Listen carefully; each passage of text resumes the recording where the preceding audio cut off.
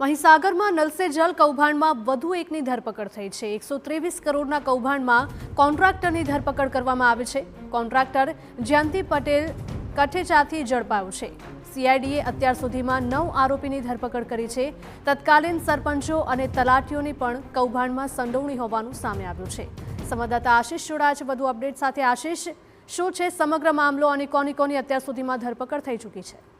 જી, વાત કરવામાં આવે મહીસાગર જિલ્લાના 20 કરોડના નલ સે જલ કૌભાંડની, તો સીઆઈડી ક્રાઇમ બ્રાન્ચને ગઈકાલે વધુ એક સફળતા મળી છે।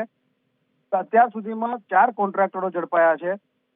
આરોપી જયંતિ હીરાભાઈ પટેલ કે જેઓ બાલાસિનોરના છે મૂળ, અને તેઓ પાસેથી સરકારને 2 કરોડ ઉપરાંતની રિકવરી છે।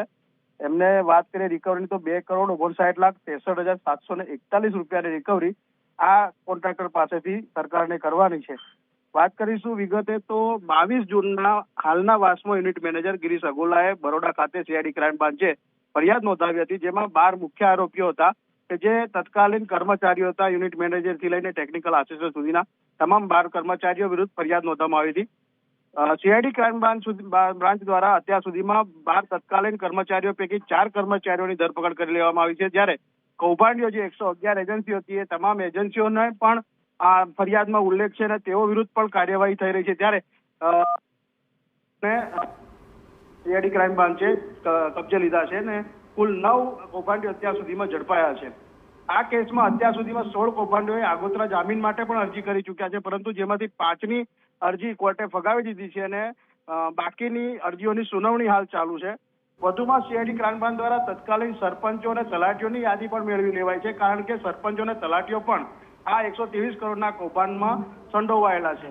ત્યારે અહીંયા સીઆઈડી ક્રાઇમ બ્રાન્ચ દ્વારા સતત આરોપીઓને ઝડપવામાં આવી રહ્યા છે, જેને લઈને કૌભાંડ આચરનારાઓમાં ફફડાટ ફેલાયો છે અને મોટાભાગના કૌભાંડીઓ જે છે કોન્ટ્રાક્ટરો છે જે ભૂગર્ભમાં ઉતરી ચૂક્યા છે, પોતાના ઘરેથી નિવાસસ્થાનેથી ભાગી ચૂક્યા છે।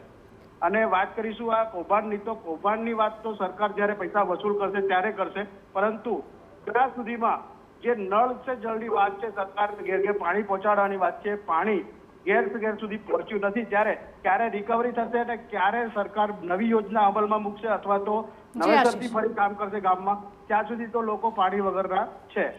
બિલકુલ, માહિતી બદલ આપનો આભાર આશિષ।